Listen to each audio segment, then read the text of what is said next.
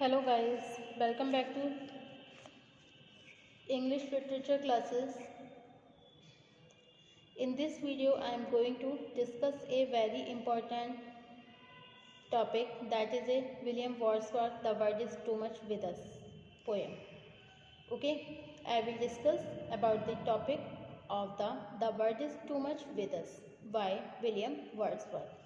So without wasting much time in discussion, we should start this video on this topic. Okay, it moves us on, great God.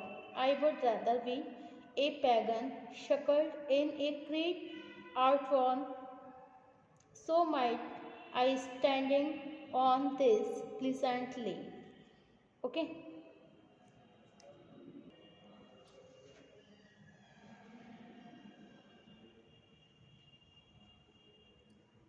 The world is too much with us.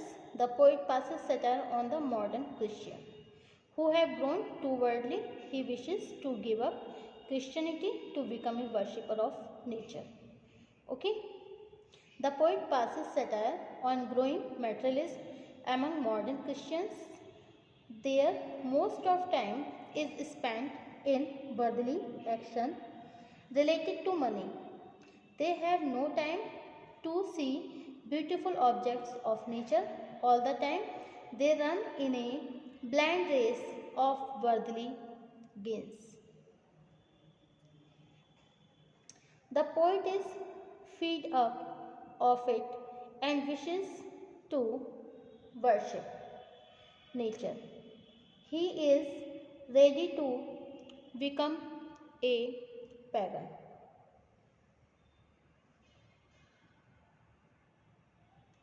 For the followers of this ancient religion, worship nature. As a pagan, he would worship the objects of nature and believe that gods and goddess live in them. The belief would remove his loneliness while standing in a garden. He would see pagan gods and goddess in beautiful objects of nature. It would fill his heart with true joy. Okay.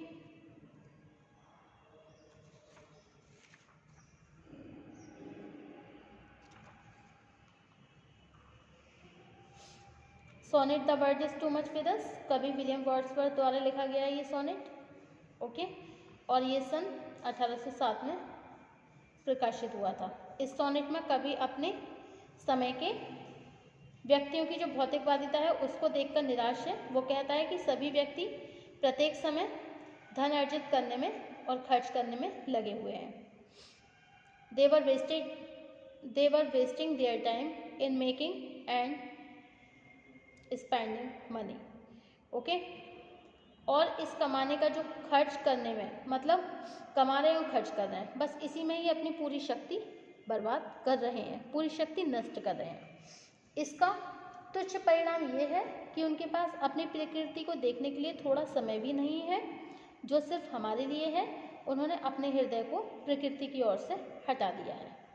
वे उस समुद्र को भी नहीं देखते हैं जो चंद्रमा की रोशनी को अपने अंदर समा के बैठा हुआ है, मतलब जिसने अपने अंदर चांद की रोशनी को समाहित कर लिया है और अपने हृदय को खोल के, अपने हृदय को, अपने हार्ट को खोल कर बैठा है. वे उस हवा को भी महसूस नहीं करते हैं जो प्रत्येक समय हमारे चारों ओर बह रही है, और उन फूलों को भी, जो फ्लावर्स हैं, उनको भी नहीं देखते हैं जो रात में सूर्य के प्रकाश की अनुपस्थिति में सोते हुए प्रतीत होती हैं. उन्होंने प्रकृति की प्रत्येक वस्तु से अपने को अलग कर लिया है. यह उनके हृदय में अब कोई संवेदना उत्पन्न नहीं करती है. Okay,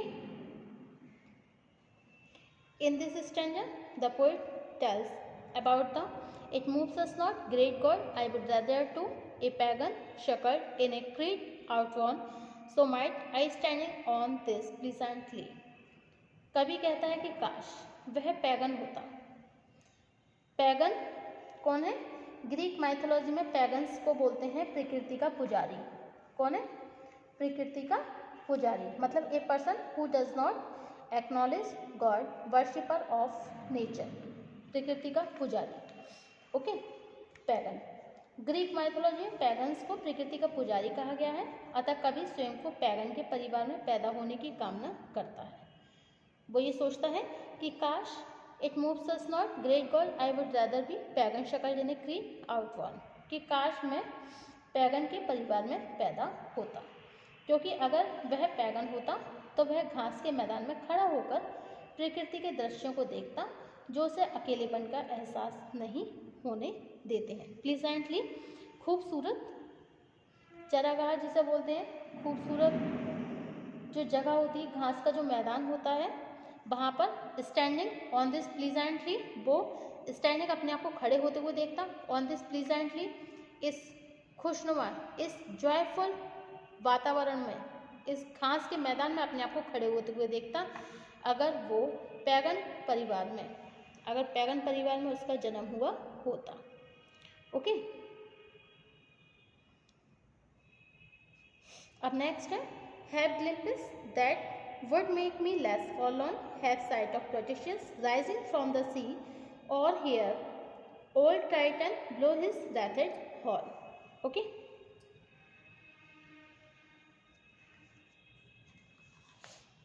it's mean that the poet wishes to give up Christianity to become a worshipper of nature. He is ready to become a pagan to believe that God and goddess live in them.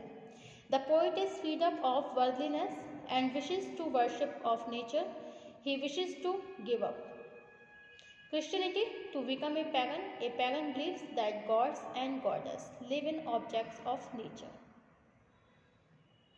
The poet hopes that the new belief would reduce his loneliness, for in a happy meadow he would be able to see pagan gods and goddess in various objects of nature. He would see the Greek sea god Proteus, who rises from the rising waves of the sea. He would hear the sound of the sea god, old Titan's decorated horn in stormy winds. Okay.